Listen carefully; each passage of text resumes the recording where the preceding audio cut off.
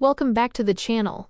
Today we are cracking open the vault on a book that has shattered traditional financial thinking for millions of people across the globe. If you have been working hard at your job, putting in 40, 50, or 60 hours a week, yet you still find yourself living paycheck to paycheck, if you are tired of watching your bank account drain every time an unexpected bill arrives, or if you want to break completely free from the relentless cycle of the 9-to-5 rat race and build true multi-generational wealth, this video is your ultimate roadmap. We are diving deep into a massive story breakdown of the #1 personal finance masterpiece of all time, Rich Dad, Poor Dad by Robert Kiyosaki. Robert Kiyosaki grew up in Hawaii, and his life was shaped by two completely different fathers who held radically opposing views on money, work, and success. One father was highly educated, holding a doctoral degree and working as a top government official, yet he struggled financially his entire life. The other father never even finished 8th grade, yet through sheer financial intelligence, he became one of the wealthiest men in the islands. By contrasting their life paths, this book reveals that true financial freedom isn't about how much money you make. It is about how much money you keep, and how hard that money works for you. Get comfortable, grab a fresh notebook, eliminate all distractions, and let us discover how to think like the wealthy and rewrite your financial destiny forever. Part 1. The Story of Two Fathers and Two Paths. Let us start our story in the beautiful islands of Hawaii during the late 1950s. Imagine a young 9-year-old boy named Robert. Robert attends a public school where most of his classmates come from incredibly wealthy families. Every Monday morning, his friends come to school talking about their weekend trips, their brand new toys, and the beach houses their parents just bought. Robert walks home to his own family and asks his biological father a simple, innocent question. "Dad, can you tell me how to get rich?" His biological father, whom Robert calls Poor Dad, looks up from his stack of government paperwork and answers with traditional, old-school advice. He says, "Well, son, if you want to be rich, you need to study hard, get excellent grades in school, get a stable job at a major corporation, and climb the corporate ladder." Poor Dad truly believed in this blueprint. He was a brilliant, deeply intellectual man who spent his life accumulating academic degrees. But despite his high salary and prestigious government title, he was always stressed about money. He spent his evenings sitting at the kitchen table, looking over a mountain of past due bills, and sighing with exhaustion. His financial philosophy was built entirely around job security and avoiding risks. Robert realized that following his biological father's advice would only lead to the exact same cycle of financial anxiety. So, he decided to look for a different mentor. He turned to the father of his best friend Mike. This man, whom Robert calls Rich Dad, didn't have any fancy college degrees. He ran a few small local businesses, including convenience stores and warehouses. When Robert asked Rich Dad how to make money, Rich Dad didn't hand him a textbook. He smiled and said, "If you want to learn how to be rich, you have to stop thinking like an employee and start learning how the real world operates. I am going to give you a job, but I am going to teach you through experience, not through lectures." Part 2. The Lesson of the 10-Cent Trap. Rich Dad started Robert's financial education by hiring him and Mike to work at one of his small convenience stores. Their job was to walk up and down the aisles, wipe the dust off the canned goods, and sweep the floors. The pay was a meager 10 cents an hour. In the 1950s, 10 cents was a tiny amount of money, even for a 9-year-old boy. For 3 straight weeks, Robert slaved away every Saturday morning, sacrificing his playtime to clean canned goods for pennies. Eventually, a deep sense of anger and resentment began to boil inside him. He looked at his tiny handful of coins and thought, "Rich Dad is exploiting me. He is a greedy capitalist who is taking advantage of children." Robert marched directly into Rich Dad's office, slammed his fist on the desk, and demanded a raise. He shouted, "You promised you would teach me how to be rich, but you are just treating me like a slave. You pay me almost nothing, and you haven't given me a single lesson." Rich Dad sat back in his leather chair, looked at the furious young boy, and smiled calmly. He said, "Congratulations, Robert. You just had your very first real-world lesson." Robert was completely confused. He asked, "What do you mean?" Rich Dad explained, "Most people behave exactly the way you are behaving right now. They get a job, they work hard, and when their paycheck isn't enough to cover their expenses or satisfy their desires, they get angry at their boss. They demand a raise, or they quit their job to find a new company that pays a little bit more. assuming that more money will solve their problems. But more money never solves the problem if you do not understand how money works. By paying you 10 cents an hour, I forced you to feel the pain of the rat race. I wanted you to experience the emotional trap that keeps millions of adults enslaved for their entire lives. The cycle of fear and greed. Part 3. Understanding the mechanics of the rat race. Rich Dad took Robert outside and explained the psychological machinery that drives the modern workforce. He revealed that the vast majority of human beings do not run their financial lives using logic. They run them based on two raw, primal emotions: fear and greed. The cycle begins with fear. An adult wakes up in the morning and experiences a sudden wave of anxiety about their survival. They fear not being able to pay their rent, losing their home, or running out of food. This intense fear drives them to run out the door, commute through heavy traffic, and sell their time to an employer in exchange for a steady paycheck. Once the paycheck arrives at the end of the month, the second emotion takes complete control: greed or desire. The worker looks at the fresh injection of cash in their bank account and immediately starts visualizing all the beautiful things they can buy. They want a bigger television, a newer car, fancy clothes, expensive dinners, and luxurious vacations. They spend every single dollar of their paycheck to satisfy their immediate desires. But the moment the money is gone, the fear returns with double the intensity. The bills arrive, the credit card statements stack up, and the worker realizes they must go back to work tomorrow to earn another check to cover their new lifestyle. This is the rat race. It is a continuous, closed loop of working, earning, spending, and fearing. Rich Dad warned Robert that giving an employee a raise doesn't break the cycle. If you give a person in the rat race a 50% salary increase, their greed will naturally expand to match the new income. They will buy an even larger house, lease an even more expensive luxury vehicle, and plunge themselves into an even deeper ocean of debt. They become gilded slaves to their paycheck, forever running on a treadmill built by their own financial ignorance. Part 4. The Golden Rule of Financial Literacy. To escape the terrifying jaws of the rat race, Rich Dad introduced a concept that forms the absolute golden core of the entire book. He explained that if you want to be rich, you must become financially literate, and financial literacy begins with a stunningly simple rule. You must know the difference between an asset and a liability, and you must ruthlessly buy assets. Traditional accountants and bankers use incredibly complex, confusing definitions to explain these terms, making ordinary people feel too stupid to understand finance. But Rich Dad stripped away all the corporate jargon and handed Robert a definition that anyone can memorize in 5 seconds. An asset is anything that puts money directly into your pocket. A liability is anything that takes money directly out of your pocket. It is that simple. If you want to know whether something you own is an asset or a liability, look at your cash flow. Does that item cause cash to flow inward toward your bank account every month? If yes, it is an asset. Does that item cause cash to flow outward away from your bank account every month? If yes, it is a liability. The wealthy focus almost 100% of their energy, time, and income on acquiring real assets that generate continuous cash flow. The poor and middle class focus their energy on working for earned income, and then they immediately use that income to buy liabilities that they mistakenly believe are assets. Part 5. The Great Illusion of Home Ownership. To illustrate how deeply the middle class is trapped by this misunderstanding, Kiyosaki drops a massive truth bomb that has caused fierce debates in the real estate world for decades. He challenges the foundational American dream by stating clearly, your home is not an asset, it is a massive liability. When Robert told his biological poor dad this concept, poor dad became incredibly defensive. He argued, that is ridiculous. Our home is our biggest investment, and it is the greatest asset we own. But Rich Dad looked at the actual cash flow numbers. When you buy a primary residence, money does not flow into your pocket. Instead, a massive stream of cash flows out of your wallet every single month. You have to pay a massive 30-year mortgage, property taxes, home insurance, utility bills, roof repairs, and maintenance costs.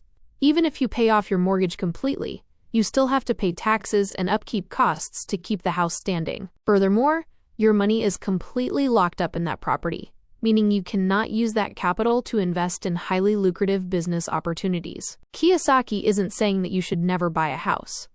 He is saying that you must look at the purchase honestly. If you buy a house to live in, it is a lifestyle choice that costs you money every month, making it a liability. A true real estate asset is a rental property that you buy specifically to lease out to tenants. If the monthly rental income from that property completely covers the mortgage, the taxes, and the maintenance costs, while leaving $100 of profit in your pocket at the end of the month, then and only then is that property a true asset. Part 6. The structural difference in cash flow. To fully comprehend why the rich get richer while the middle class struggles, we have to look at how different social classes route their money. Kiyosaki breaks this down into distinct cash flow patterns. The cash flow pattern of a poor person is incredibly basic. They receive their income from their hourly job, and they immediately spend every single dollar on their immediate daily survival needs: rent, groceries, transportation, and basic entertainment. They have zero assets and zero liabilities. Their money comes in and goes right out the door. The cash flow pattern of the middle class is the true tragedy of modern society. They graduate from college, get a great corporate job, and their income rises. With their new money, they walk into a bank and take out loans to buy what Kiyosaki calls the middle-class traps. They buy a large house with a massive mortgage, a sleek new car on a lease, expensive designer wardrobes, and high-interest credit cards. Their liability column explodes. Every single month, their salary enters their account, passes directly through their liability column to pay the bank interest and car notes, and disappears completely. They are working entirely to enrich the banks and the credit card companies, leaving nothing behind for themselves. Now, look at the cash flow pattern of the wealthy. The rich do not rely on a corporate salary to survive. Instead, they focus on building a robust, diversified asset column. Their asset column is packed with cash-flowing real estate, dividend-paying stocks, intellectual property royalties, and shares in automated private businesses. Every month, these assets generate a massive tidal wave of passive income that flows directly into their pockets. The rich then take that passive cash flow and reinvest it back into buying even more assets. They use their asset income to pay for their luxury cars and large houses, ensuring that their personal lifestyle is funded entirely by their investments, not by their physical labor. Part 7. The importance of mindsets and the tax secret of the rich. As Robert grew older, he began to notice a profound difference in the language his two fathers used when discussing financial challenges. This linguistic difference revealed their inner mental architecture. Whenever poor Dad saw an expensive luxury item, a beautiful car or a high-end vacation package, he would sigh, shake his head and say, "I cannot afford that." Poor Dad's brain would instantly shut down. By stating "I cannot afford it" as a permanent fact, his mind was relieved of any responsibility to solve the problem. He accepted his financial limitation as a cage. But Rich Dad completely banned that phrase from his household. Whenever he saw something that was out of his financial reach, he would look at it with intense curiosity and ask a simple, empowering question: "How can I afford that?" By shifting the phrase into a question, Rich Dad forced his mind to go to work. His brain would spark with creativity, brainstorming new business ideas, searching for lucrative investments, and creating new streams of cash flow to purchase the desired item. He didn't avoid the challenge. He used his desires as fuel to expand his financial intelligence. Alongside this mental shift, Rich Dad taught Robert the ultimate legal weapon that the wealthy use to protect their wealth from government overreach: the power of the corporation. Poor Dad truly believed that taxes were a fair way to punish the rich and help the poor. But Rich Dad understood the history of taxation. He explained that whenever the government creates a new tax on the wealthy, the rich naturally use their financial intelligence to outsmart the system, while the uneducated middle class ends up paying the entire bill. The rich do this by wrapping their assets inside a corporate entity. An ordinary corporate employee operates under a highly disadvantageous tax system. They earn money, the government automatically subtracts taxes from their paycheck through withholding, and then the employee is allowed to spend whatever small amount of money is left over. A wealthy business owner who utilizes a corporation operates under the exact opposite rules. The corporation earns money, spends every single dollar it can on valid business expenses, including corporate travel, company vehicles, business dinners, and equipment. And then it is only taxed on whatever remaining profit is left at the very end. This single legal distinction allows the wealthy to retain massive amounts of capital that they can immediately use to compound their asset column, while the middle class remains financially crippled by the state. Part 8. Overcoming the 5 roadblocks to wealth. You can possess a high level of financial literacy and understand the difference between assets and liabilities perfectly, yet still fail to achieve financial independence. Kiyosaki warns that there are 5 major psychological roadblocks that stop educated people from executing their plans. The first roadblock is fear. Specifically, the terrifying fear of losing money. Kiyosaki explains that no one likes losing money, but the difference between a rich person and a poor person is how they handle that loss. The poor play it safe because they are terrified of failure, so they keep their money locked in low-yield savings accounts where it slowly dies to inflation. The rich look at failure as a teacher. They know that in the game of investing, you will occasionally take a loss, but they ensure that their wins are so massively asymmetrical that a single massive victory completely wipes out all their minor losses. The second roadblock is cynicism. These are the people Kiyosaki calls the chicken littles of finance. Whenever a brilliant investment opportunity arrives, the cynics start screaming, "The sky is falling. What if the economy crashes? What if the real estate market collapses? What if the business fails?" Their constant focus on worst-case scenarios paralyzes their ability to take action. They act as passive spectators on the sidelines of life, criticizing those who have the courage to take calculated risks, while wondering why their own lives never improve. The third roadblock is laziness, but it isn't the type of laziness where someone lies on a couch watching television all day. Kiyosaki calls it the busiest form of laziness, staying hyper-occupied with your job and daily routines as an excuse to avoid facing your true financial reality. People fill their schedules with endless chores, corporate meetings, and family activities because they are too cowardly to sit down, look at their bank statements honestly, and do the heavy intellectual work required to build an asset column. The fourth roadblock is bad habits. Your daily habits dictate your ultimate destination. Most people pay everyone else first before they pay themselves. When their paycheck arrives, they pay the landlord, the credit card company, the car dealership, and the grocery store, leaving only scraps for their investment column. You must flip the script and pay yourself first. Put money into your asset column immediately, even if you are short on cash for bills. The intense pressure of having collectors call you will force your financial intelligence to wake up, inspiring you to create extra income streams to pay them off without sacrificing your investments. The fifth and final roadblock is arrogance. Arrogance is ego plus ignorance. When an uneducated investor makes a lucky trade and gains a small profit, their ego expands. They assume they are a financial genius, and they refuse to read books, attend seminars, or seek out mentors. They use their arrogance to hide their internal ignorance, which inevitably leads to a massive, catastrophic financial crash when the market shifts. The ultimate takeaway: let us bring our entire story back to your life right now. Look at the financial choices you are going to make tomorrow morning. Look at your paycheck, your daily career path, and the bills waiting in your mailbox. Stop listening to the traditional, outdated advice of the academic establishment. Stop assuming that working harder at your day job and praying for a 5% raise will magically grant you financial sovereignty. Take control of your financial destiny today. Look at every single dollar that enters your hand not as a license to buy a new consumer toy, but as a tiny employee that you can deploy into the world to work for you. Ruthlessly clean out your liability column, ignore the cynical voices on social media, educate your mind continuously, and pour your creative energy into building a majestic column of cash-flowing assets. When you develop the courage to step off the treadmill of the rat race, master the laws of financial literacy, and force your money to sweat for your freedom, you break the chains of economic survival mode forever. You transform yourself from a dependent worker into a sovereign creator of wealth, unlocking a life of absolute time freedom, creative abundance, and an enduring legacy of triumph that will echo through generations of your family to come. What is the very first step you're going to take this week to begin building your asset column?